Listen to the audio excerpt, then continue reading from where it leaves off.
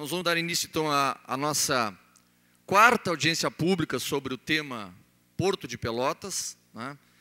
Essa audiência tem uma especificidade que vai tratar do porto, mas especificando um projeto de intervenção de engenharia, né, e de utilização do porto mais forte que as demais. As outras manifestaram preocupações quanto à ocupação. Essa já é para examinar ou para discutir uma intervenção concreta de um projeto que o secretário municipal Fernando estima. A partir de agora, nós vamos conseguir nos debruçar no município sobre esse projeto. É verdade dizer que esta pretensão por parte do Porto, por parte da SPH, por parte da Superintendência do Porto de Rio Grande, entendendo que o Porto de Pelotas pode ser e deve ser um porto complementar a tudo que está acontecendo no desenvolvimento regional, nós já viemos com entusiasmo verificando essa oportunidade. Sempre que a gente fala do agronegócio, é o que leva a nossa economia da região. Nós tínhamos muito mais potencial para transportar mais arroz, mais soja, e ter um porto auxiliar. Então, é importante dizer que a nossa economia, quando arroz, carne e soja vai bem na região, nós vamos bem num todo. Tem as questões do polo naval, que está num momento bastante delicado, mas é verdade dizer que vem transbordando algumas questões para toda a região, São José do Norte em especial. Me permitam passar algumas lâminas. Agora vem a questão da celulose, que teve uma crise muito forte em 2008, 2009, e que, a partir da recuperação econômica, alguns grupos se consolidaram e temos aí que retirar quase que 1,5 milhão de toneladas da região sul. E aqui vale a pena, porque eu acho que todo mundo é bem informado, quer dizer, a hidrovia que tanto a gente clama que ela possa ofertar uma alternativa ambientalmente mais viável. Vocês imaginam o que é transportar 250 quilômetros até a fábrica, podendo utilizar a hidrovia?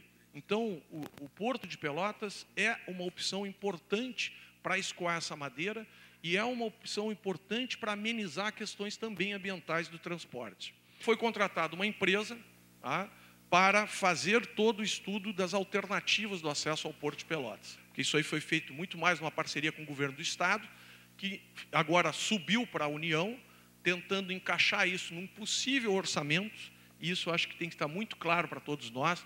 Toda essa discussão só fará realmente sentido se houver, na mudança do ano, nos primeiros dias do ano que vem, um encaixe efetivo no orçamento dessa possibilidade. Caso contrário, é uma bela de uma ideia sem um orçamento encaixado. Gustavo Gasali, que foi, na verdade, o movimento social que nos provocou para fazer essa discussão aqui. A nossa preocupação, e esse coletivo Ocupa Quadrado, ele surgiu a partir de um primeiro anúncio de uma operação portuária que haveria em Pelotas, envolvendo navios coreanos e pescas de lulas. Era uma logística toda um tanto surrealista e que depois disso não se falou mais.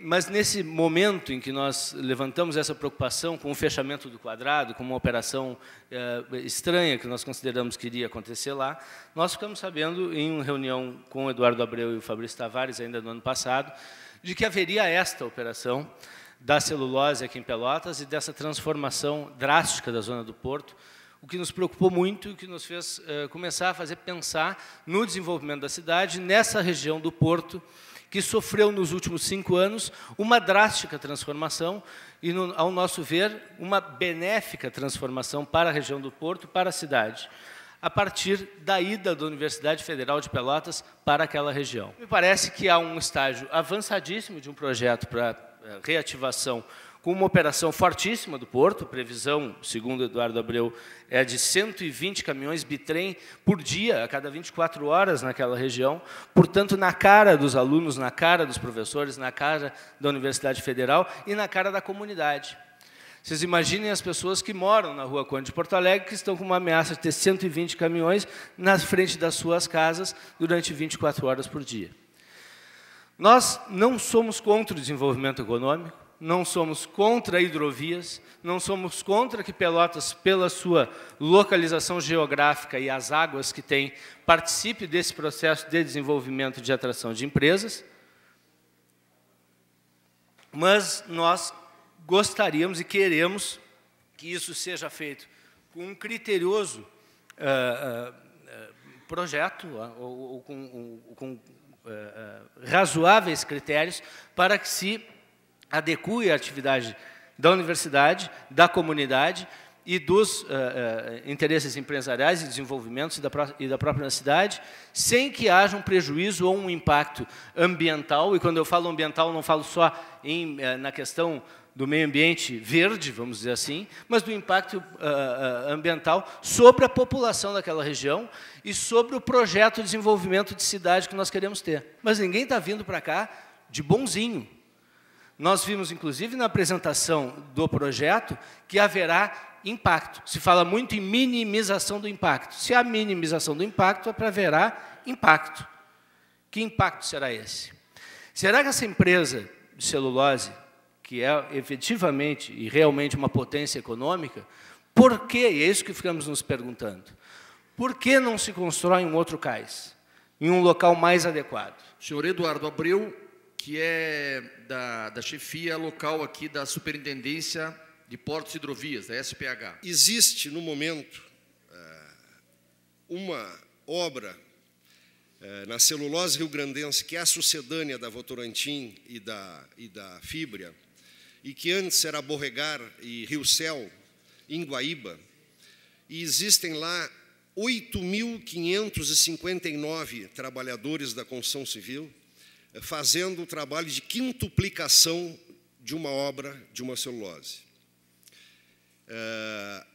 Isso é fruto de esforços, especialmente um esforço pessoal do governador Tarso Genro, em atrair para o Rio Grande do Sul o maior investimento privado da história do Rio Grande do Sul, que é exatamente o fruto desse nosso debate. Ou seja, o investimento do Grupo CMPC, que tem a fábrica celulose rio-grandense em Guaíba, ele é estimado em 5 bilhões de reais. Jamais na história do Rio Grande do Sul houve um investimento desse tamanho. Na região aqui, aproximadamente 250 mil hectares de madeiras, a partir de janeiro, fevereiro de 2015, em tese, estão prontas para serem cortadas. O grupo CMPC, que é um grupo mundial, enfim, que opera e que vai transformar a celulose rio-grandense na maior processadora de celulose da América Latina, ele precisava um meio mais racional, mais ecológico para escoar a sua produção. Então, existe um entendimento do grupo de que isso deve ser escoado pela hidrovia. Eu não consigo enxergar o novo acesso sul ser um empecilho para o movimento quadrado, ocupa quadrado. O risco a esse patrimônio, especialmente da Rua de Conde Porto Alegre, ele se equivale ou se aproxima do zero, né? Então, acho que é importante a gente dizer que agora nós vamos, além de organizar, dar um regramento. Pelotas ganha um novo acesso, o acesso sul, e isso coloca o nosso porto num outro patamar. Ou seja, não é só a questão da operação da celulose rio-grandense. O Porto de Pelotas tem essa condição, e acho que a sociedade espera disso dos administradores, especialmente que esse é um patrimônio importante do Estado do Rio Grande do Sul, é um patrimônio dos gaúchos, e nós devemos fazer com que aquele espaço importante gere, especialmente, emprego e renda, e tem essa capacidade de diálogo em respeitar todos os movimentos. Reitor da Universidade, professor Mauro Delpino. E hoje, pela primeira vez, então, estou assistindo aqui a apresentação, né, do projeto, através do secretário Fernando Estima, não é? E, então, é algo que nós temos que analisar com muita cautela, iniciarmos um debate que tem de ser, evidentemente, um debate longo. Na minha fala aqui, né, na audiência passada, inclusive, eu questionava se esse seria, talvez, o melhor terminal, né? Tem o outro lado, né, do canal, bem em frente ao porto, que ficaria bem perto também ali da ponte, né? E vendo esse projeto, eu até não sei se a construção de um outro terminal ligando diretamente à ponte não seria menos custoso. O que está faltando para a gente conseguir conjugar, né, uma análise mais precisa é justamente os estudos de impactos, né, desde o impacto ambiental, né, o impacto em termos econômicos, né, e os custos efetivos desse projeto. E precisamos analisar com bastante cuidado o projeto em questão, entender efetivamente por que ele foi feito, como foi feito e o impacto desse projeto para a cidade, para a região, especialmente para o meio ambiente, não é? E, a partir daí, a gente poder, não é, pensar alternativas que consigam levar a bom termo o escoamento dessa produção pela hidrovia. Nós, enquanto universidade, assim que tivermos acesso ao projeto, nós estaremos criando, né, uma comissão de técnicos, né, porque temos impacto da engenharia civil, né, da engenharia hídrica, da engenharia madeireira, gestão ambiental, né, quer dizer, própria arquitetura. Nossa condição de cidadania, né, aqui manifestada, ela não vai abrir mão justamente de interagir, de discutir com o poder público e se posicionar, porque esse é um tema que diz respeito a toda a cidade, é um tema estratégico, não é?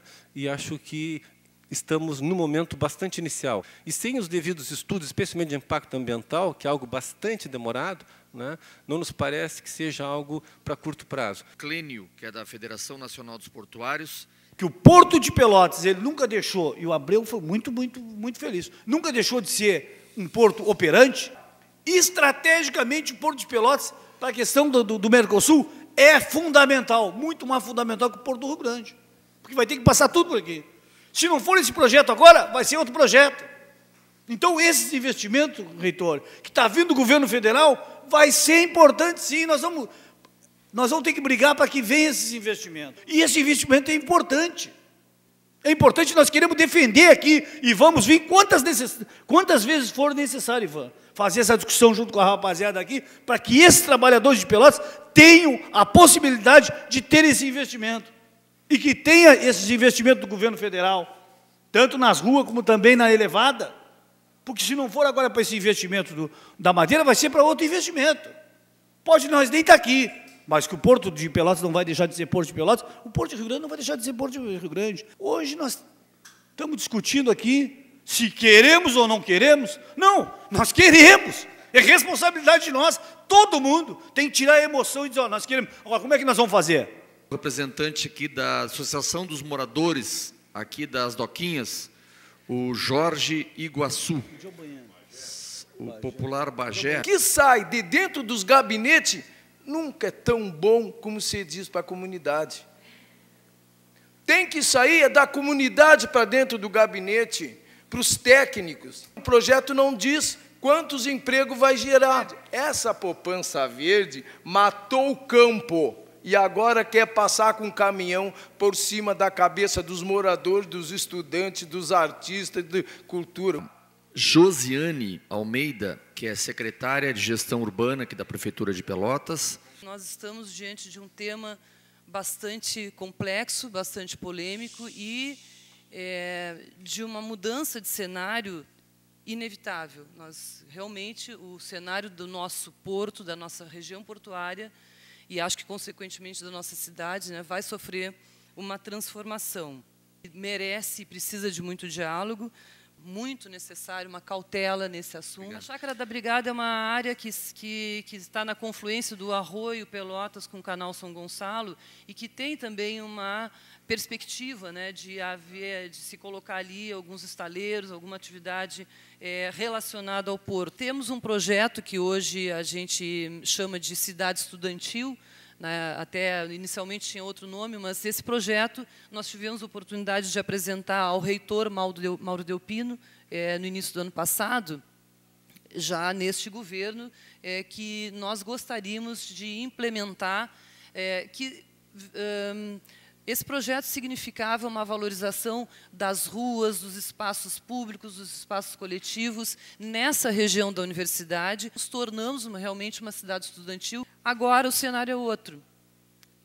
Não há dúvida de que esses dois cenários eles são quase que antagônicos. Na verdade, a gente tem que trabalhar para que eles possam conviver e permanecer a atividade que já está instalada lá, de lazer, de estudos e de moradia, com essa nova atividade, desenvolvimento sustentável. É justamente entender que nós temos aí uma grande possibilidade de um desenvolvimento econômico, mas que ele tem que se equilibrar com essas outras questões que a gente está colocando, desde o ponto de vista ambiental, o ponto de vista cultural, o social, e botar isso tudo na balança para que isso chegue no equilíbrio. A gente não tem maior detalhamento do projeto, a gente ainda precisa conhecer melhor.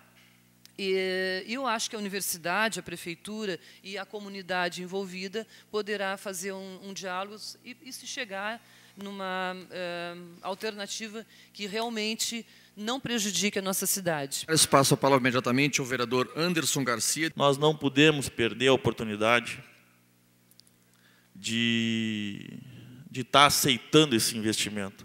Giovanni Lessa, Frente Nacional, aliás, Frente do Negro Pelotense. Vi muitos moradores não saber do que vai passar na frente da sua casa ou o que vai passar por cima da sua casa. Tem pessoas ali que estão construindo essas casas. Até sei que vai passar uma estrada, mas ninguém nos procurou. Vereador Beto da Z3, por favor. E esse projeto vem para melhorar. Antes da universidade, antes do Ocupa Quadrado, já estava lá o Porto foi o primeiro a chegar. Nós não podemos inviabilizar o investimento da nossa cidade pela uma retomada maior do Porto. Já que a universidade está lá, tem que ter agora uma convivência, a universidade vai ficar estabelecida. Já que as pessoas ocupam, por aí está a palavra ocupação, vão também ter oportunidade de ocupar. Agora, nós não podemos dar um discurso, e eu não vou dar, eu não quero ser responsável nessa casa, de aqui prejudicar uma reativação mais forte, mais contundente do nosso porto, que já tem uma vida ativa, mas vai ficar muito maior com esse empreendimento e mais empreendimentos. Eu quero que mais empreendimentos venham. O vereador Marcos Ferreira.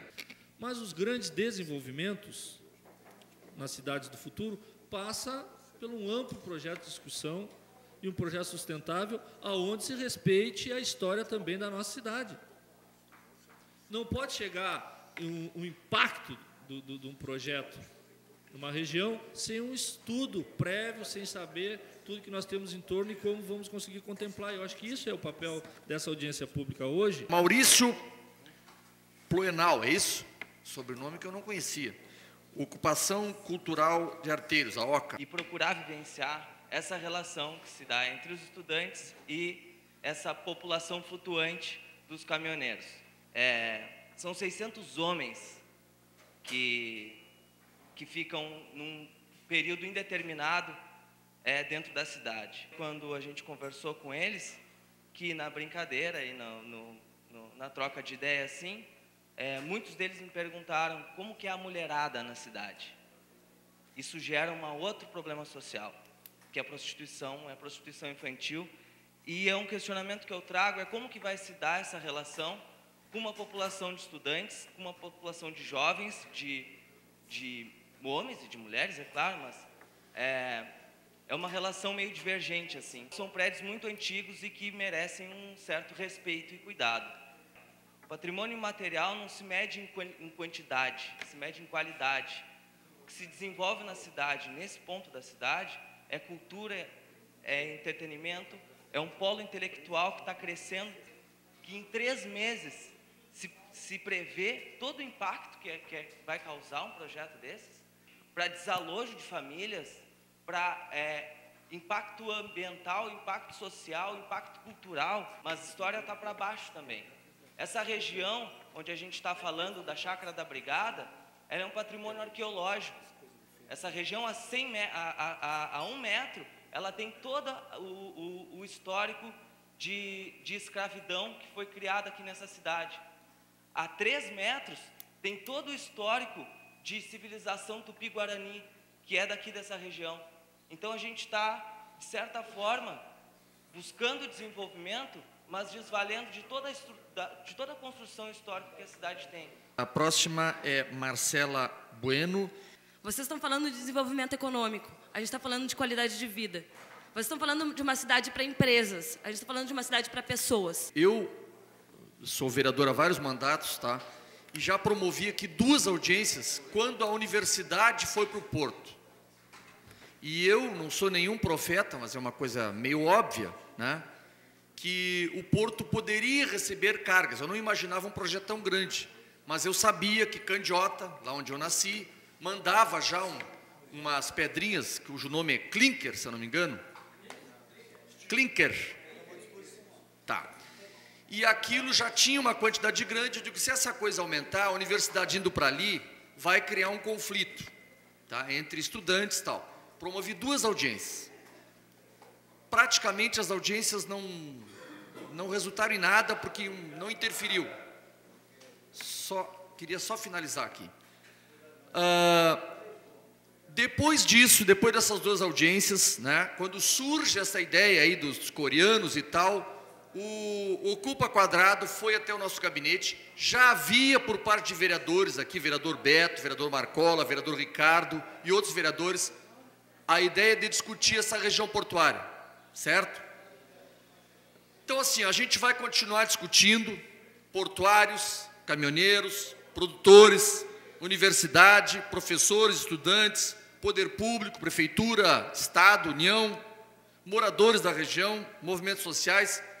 E eu pretendo me manter nessa posição, que alguns acham que é em cima do muro, mas de neutralidade, que é para poder todo mundo ser recebido, sabendo que eu não vou conduzir, né, mas tenho a minha posição.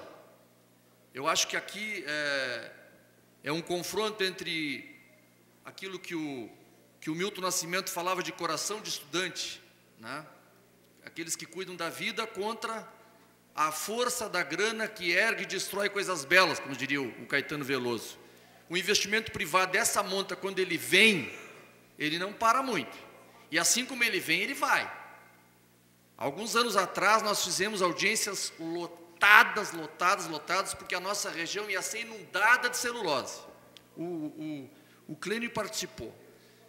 O Pampa vai ser... Eles vieram e aquilo ninguém parou, deram uma reduzida, uma regulamentada. Daqui a pouco eles foram embora. Não temos mais interesse. Crise de papel na Europa, não sei o quê. Agora vem uma outra e compra. Bom, precisamos escoar. Vão passar por aqui. E eles vêm, e é bilhões, e a história tem nos mostrado nos países capitalistas que quando eles vêm mesmo. Né? O que a gente está tentando fazer aqui é dar voz para aqueles que querem questionar. Eu não vi ninguém dizer, eu sou contra isso, eu acho que eu posso evitar isso. Eu vi gente dizendo o seguinte, não dá para fazer diferente?